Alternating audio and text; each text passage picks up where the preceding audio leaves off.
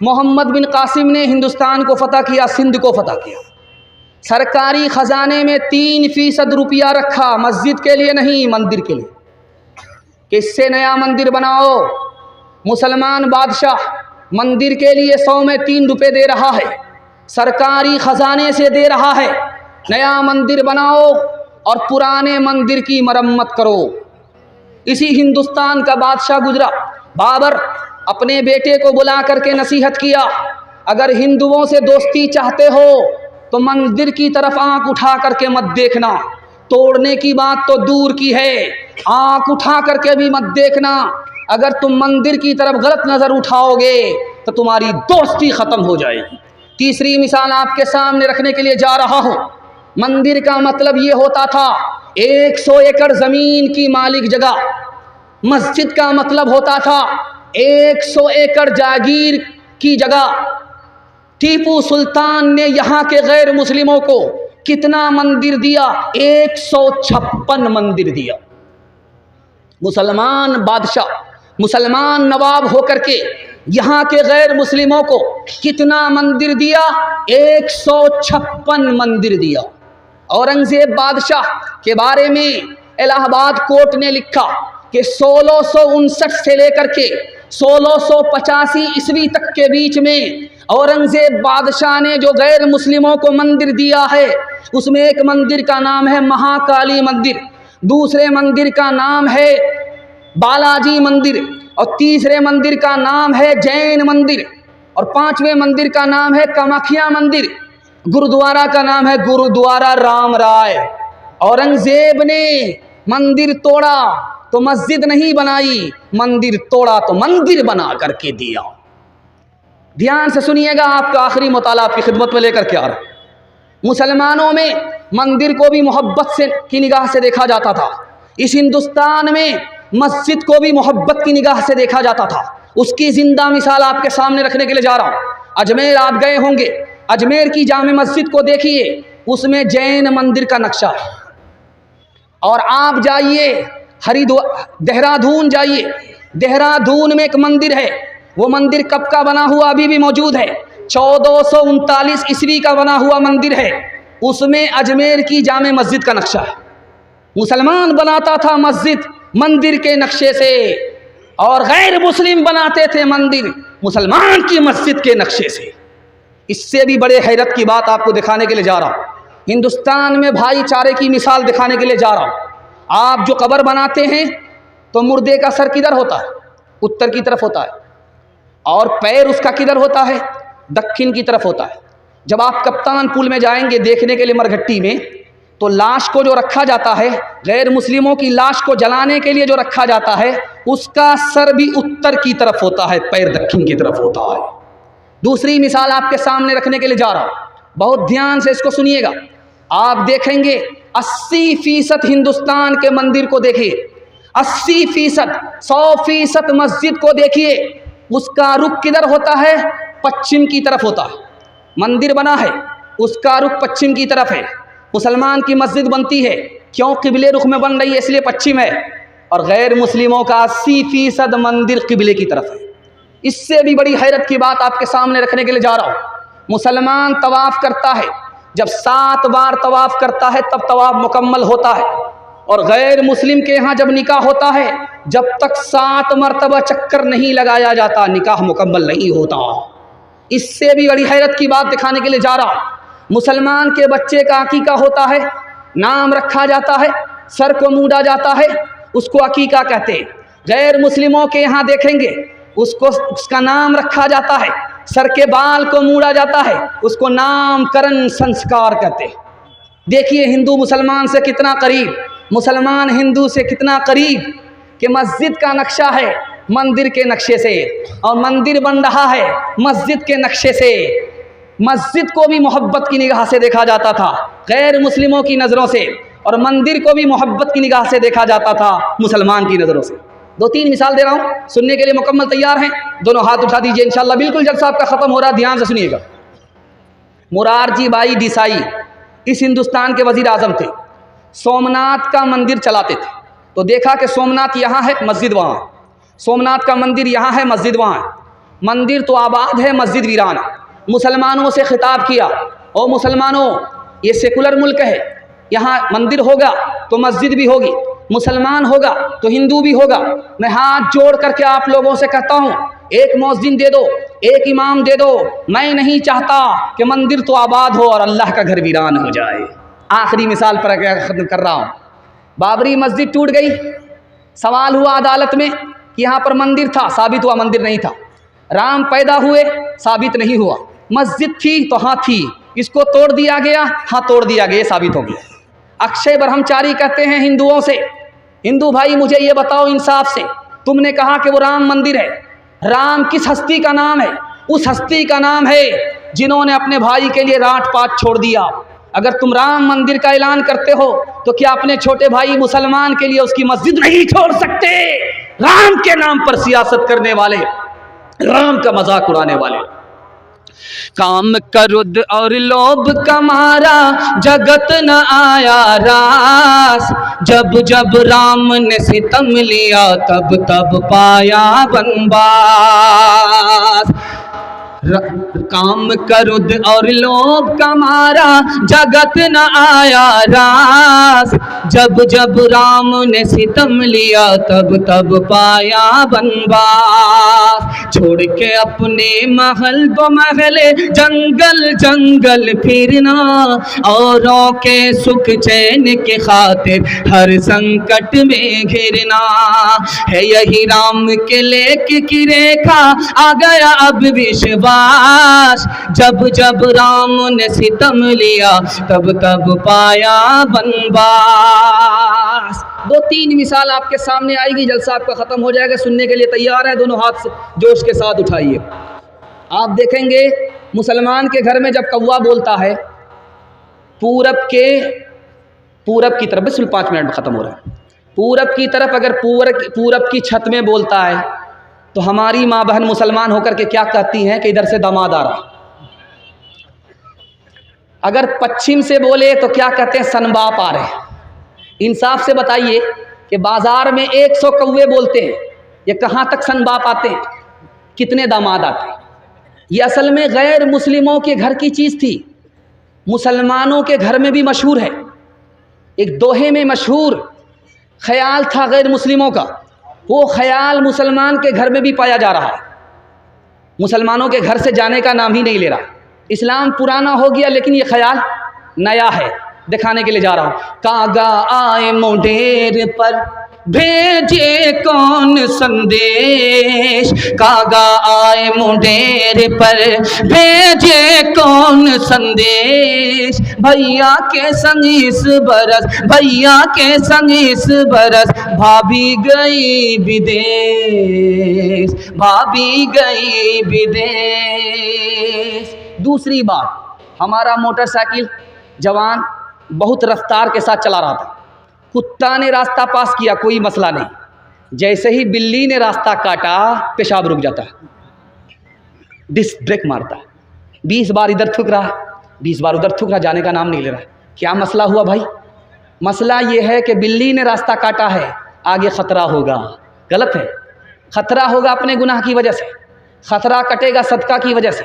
कसूर अपना है, इल्ज़ाम किस पर डाल रहा है? बिल्ली पर डाल रहा है। यही ख्याल गैर मुस्लिमों का भी है।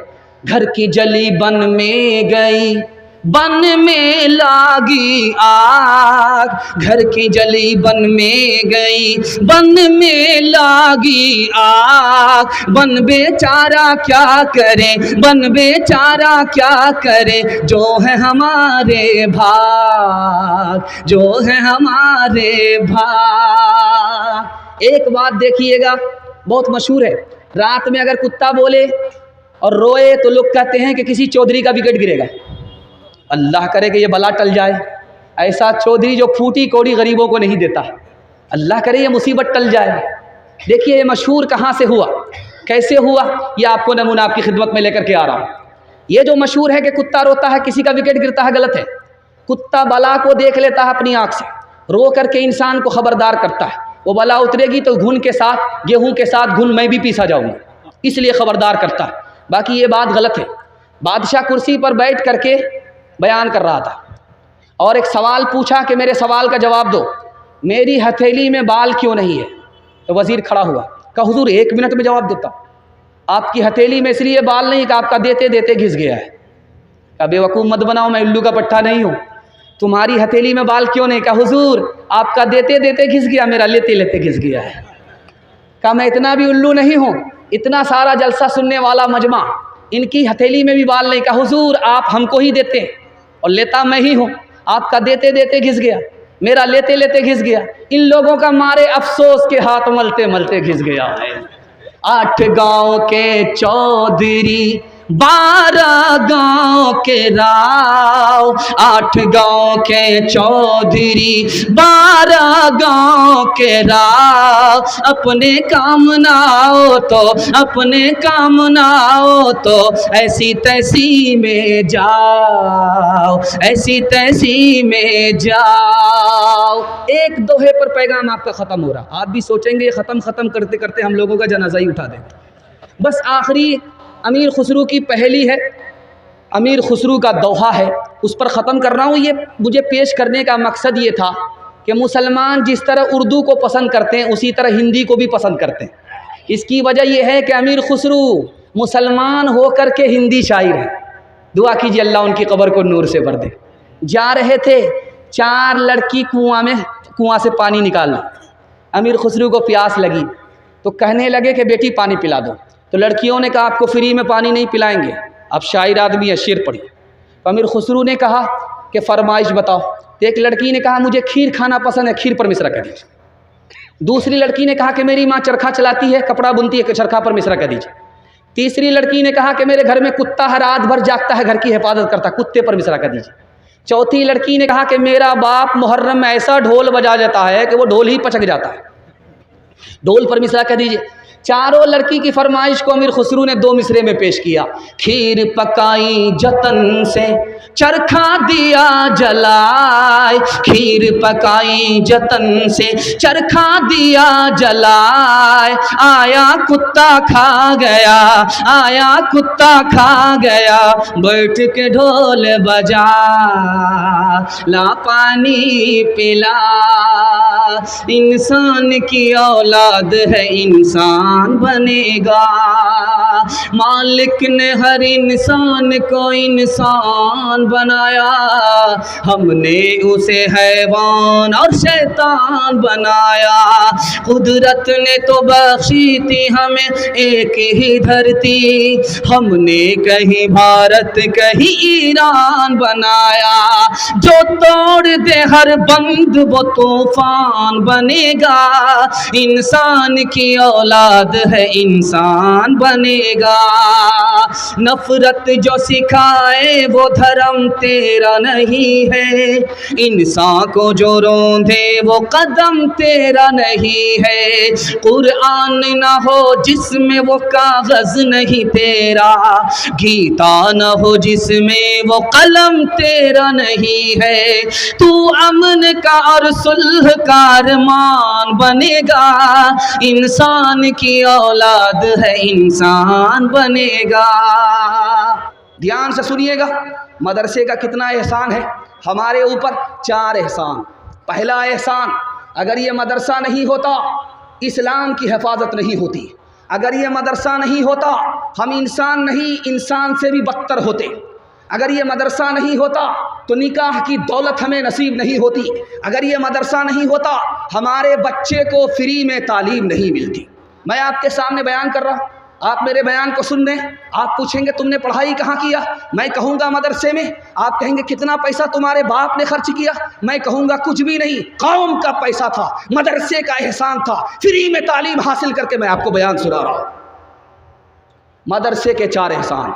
और मदरसे पर सितम देखिए, मिल्लत का क्या सितम है कि 4 बच्चे 100 में मदरसा पढ़ने के लिए आ रहे हैं। 100 में सिर्फ 4 बच्चे मदरसे की तालीम हासिल कर रहे हैं। उलमा की कुर्बानी देखिए, 1857 में 2 लाख मुसलमानों को मारा गया, 52,000 उलमा को फांसी दी गई। आज आलिमों के साथ सितम क्या है कि अगर वो खानकाह में हैं तो क्या कहते हैं कि दुनिया से कोई इनको मतलब ही नहीं। अगर वो मदरसे में हैं तो कहते हैं कि ये तो तनख्वाह पर काम कर रहे हैं, दीन का काम कहाँ से हो रहा। अगर वो सियासत में हैं तो रात दिन चाय के होटल में आलिमों की गीबत करते हैं, आलिमों को ताना मारते हैं, आलिमों पर इल्ज़ाम रखते हैं। याद रखिए, अगर आप मदरसे के पीछे पड़ गए, मदरसे के आलिमों के पीछे पड़ गए, मदरसे की तालीम के पीछे पड़ गए, तो आपको क्या नुकसान होगा? आपके ख़ानदान से अल्लाह इल्म को निकाल देगा। एक मिसाल पर पैगाम ख़त्म कर रहा हूँ, सुनने के लिए मुकम्मल तैयार है? दोनों हाथ उठा दीजिए इंशाअल्लाह। कौम का बच्चा मुर्दे पर कुरान पढ़ेगा, अपना बच्चा सिर्फ स्कूल में पढ़ेगा, हाथ उठा दीजिए इंशाअल्लाह। बिल्कुल सही जा रहा है। ये देखिए, ध्यान से सुनिएगा। कासिम नानोतवी रहमतुल्लाह अलैह, सवाल पूछा गया, पंडित जी, दयानंद जी, उन्होंने सवाल किया बतौर मजाक, जब हिंदुस्तान से हवा मदीना जाती है तो ठंडी होती है, जब मदीना से हवा हिंदुस्तान आती है तो गर्म हो जाती है। कितना प्यारा जवाब दिया। दुआ कीजिए अल्लाह हज़रत नानोतवी की कब्र को नूर से भर दे। कहा कि जब हिंदुस्तान की हवा मदीने जाती है तो उसको खुशी होती है कि नबी से मुलाकात होगी, नबी के रोज़े की ज़ियारत होगी, खुदा के घर का तवाफ़ होगा। इस खुशी में उसकी आँख भी ठंडी हो जाती है, दिल भी खुश हो जाता, मुकम्मल सर से लेकर के पैर तक ठंडी हो जाती। लेकिन जब वही हवा मदीना से निकल कर के हिंदुस्तान आती है तो गर्म हो जाती। क्यों? नबी के शहर से जुदा हो रही है, अल्लाह के घर से जुदा हो रही है, उसको गम होता है, गम पर गम होता है, इसलिए गर्म हो जाती है। इस्लाम के उस मरकज़ से हुई तक़दीस आया आज़ादी की, उस बाम हरम से गूंजी है तकबीर अज़ान आज़ादी की। हर दम बरस रहे हैं अनवार मदरसों में, आकर तो कोई देखे एक बार मदरसों में, हर पल मोहब्बतों का इजहार मदरसों में, गुफ्तार मदरसों में, किरदार मदरसों में, दिन भर तिलावतें हैं, दिन भर तिलावतें हैं, शब्बर इबादतें हैं, होता नहीं कोई दिन इतवार मदरसों में, होता नहीं कोई दिन इतवार मदरसों में। चंदा का वादा करेंगे और चंदा नहीं देंगे, हाथ उठाइए।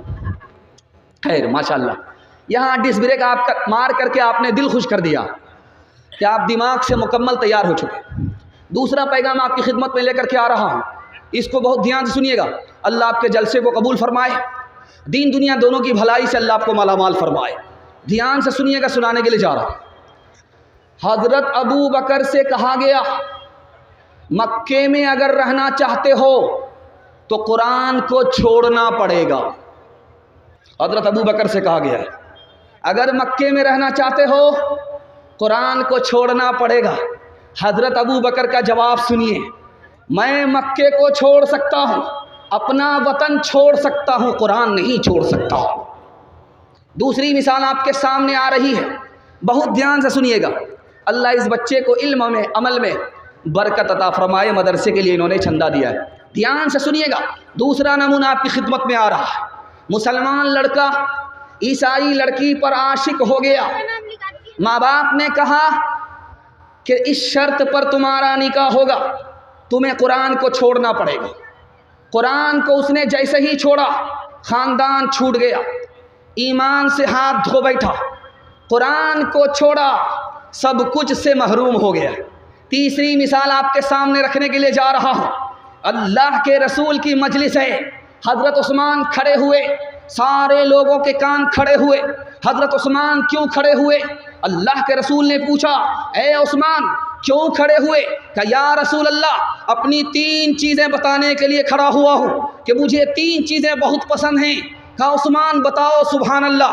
कहा मुझे पहली चीज़ ये पसंद है, मैं भूखे को खाना खिलाता हूँ। कहा सुभान अल्लाह।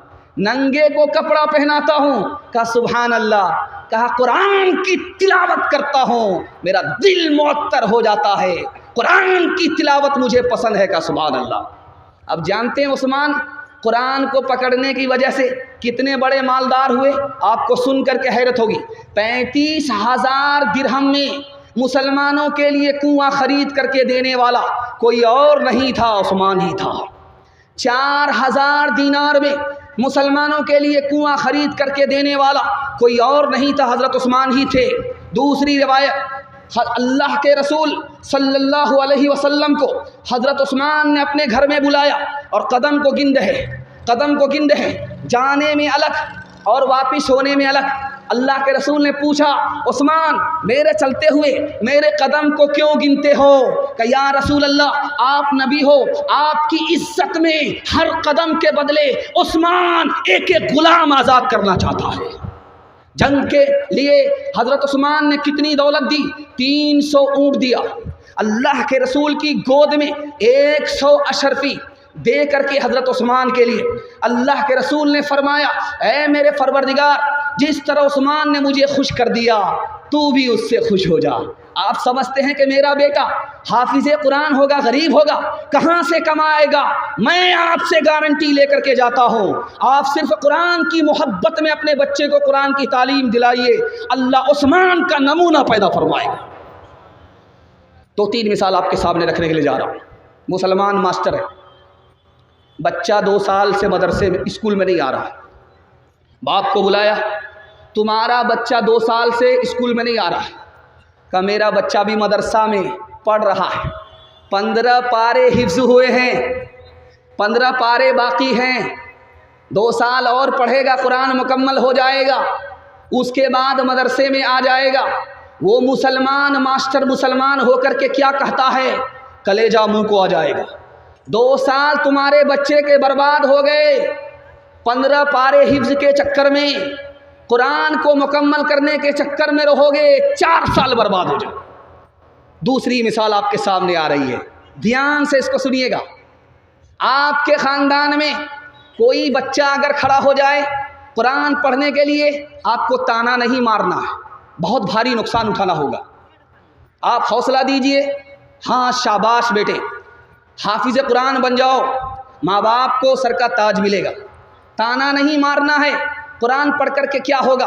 आप जैसे ही ताना मारेंगे कुरान की शफाअत से भी महरूम हो जाएंगे, हाफिज़ कुरान की भी शफाअत से महरूम हो जाएंगे। दूसरी मिसाल आपके सामने आ रही, ध्यान से इसको सुनिएगा। आप अपने बच्चे को हाफिज़ कुरान और मास्टर कैसे बनाना चाहते हैं, मैं रास्ता बता रहा हूँ। आप लोग अमल करेंगे, हाथ उठा दीजिए इंशाअल्लाह। मरने के बाद करेंगे, हाथ उठाइए इंशाअल्लाह। है 2-4-5 आदमी हाथ उठा रहे, इनको कहाँ से मौका मिलेगा? अभी आपने देखा होगा नेट इम्तिहान पास किया 1800 बच्चे ने, उसमें जो टॉपर लिस्ट में जो बच्चा आया वो हाफिज़ कुरान था। ये राज आपको बता रहा हूँ क्यों। हाफिज़ कुरान होकर के नेट के इम्तिहान में टॉपर लिस्ट में आया, ये राज आपको बता रहा हूँ।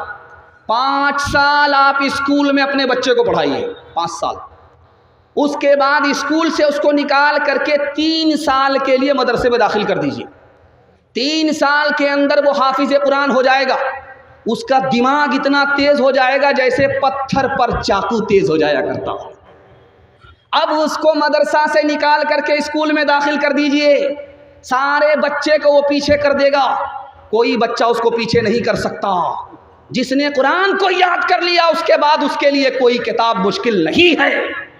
आप खुशनसीब बाप होंगे, आपका बच्चा हाफिज़ कुरान भी होगा, मास्टर भी होगा, डॉक्टर भी होगा, प्रोफेसर भी होगा। हाथ उठा करके वादा कीजिए, इंशाअल्लाह अपने बच्चे को हाफिज़ बनाएंगे। हाथ उठाइए, कुंवारे लोग हाथ मत उठाइएगा, बीवी तक का मुँह नहीं देखा। बाल बच्चा कहाँ से होगा, इरादा कर लीजिए।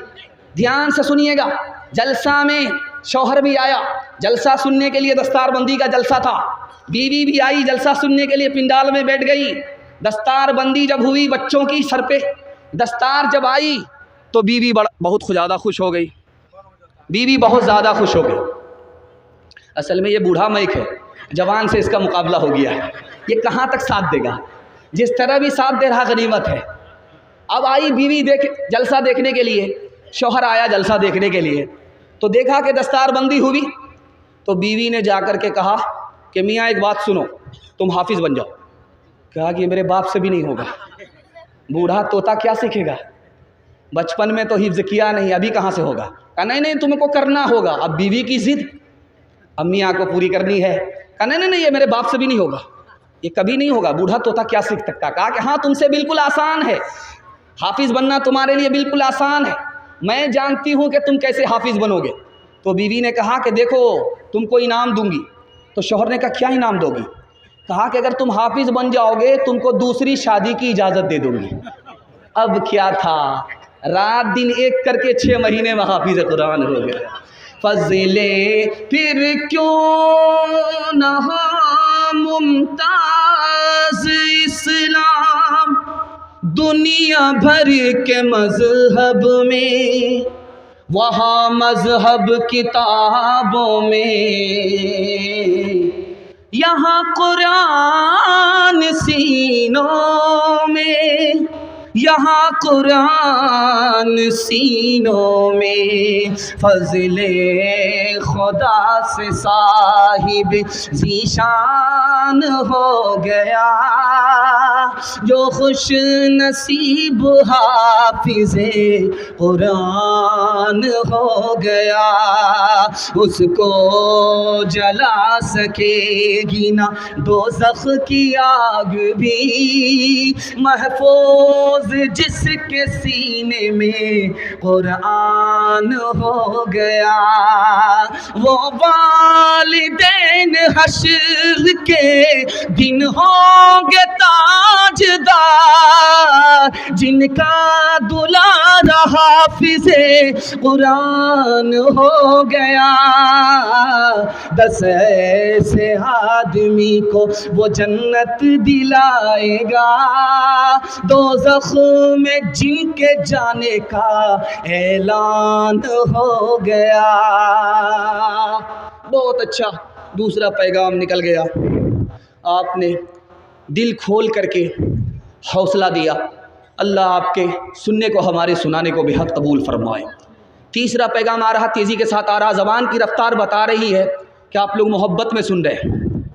इंशाअल्लाह आधा सो करके आधा जाग करके सुनेंगे, हाथ उठाइए। बिल्कुल सही जा रहा है, ये देखिए ध्यान से रखिएगा। तीसरा पैगाम आपकी खिदमत में आ रहा है। आपने देखा होगा इश्तिहार में जहेज़, नशा, इसके हवाले से 2 पैगाम निकल चुके, 2 पैगाम बाकी रह गए, आपकी खिदमत में लेकर के आ रहा हूँ। 70 साल का बूढ़ा आता है यूपी से, 70 साल का बूढ़ा अरब से आता है, हैदराबाद बिहार, 16 साल की लड़की से शादी करके चला जाता है। अब लोग कहते हैं कि ये कितना बेशरम बाप है, 16 साल की बेटी को 70 साल के बूढ़े से निकाह कर दिया। कोई भी बाप जान करके बूझ करके अपनी बेटी का गला घोट नहीं सकता। ये समाज है, बगैर पैसे के, बगैर गाड़ी के, बगैर सामान के निकाह करता नहीं है। तिजारत निकाह को बना देने की वजह से बाप के लिए बेटी बोझ बन गई। उसी बोझ को हल्का करने के लिए 70 साल के बूढ़े के साथ बाप ने अपनी बेटी का गला घोट दिया। दूसरी बात को याद रखिए, आप सुनते होंगे पहले मुसलमान लड़का गैर मुस्लिम की लड़की को लेकर के भागता था, ये आप सुनते थे। और उसके बाद ये सुनने में आया कि गैर मुस्लिम लड़का मुसलमान लड़की को लेकर के भागने लगा, आपने ये सुना होगा। लेकिन अभी कुछ और हो रहा है, मुसलमान लड़की गैर मुस्लिम लड़के को लेकर के भाग रही है, 1000 की तादाद में नहीं, लाखों की तादाद।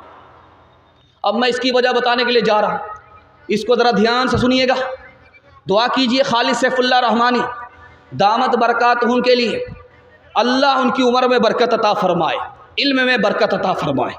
उन्होंने फरमाया कि भाग क्यों रही है? 3 वजह से भाग रही है।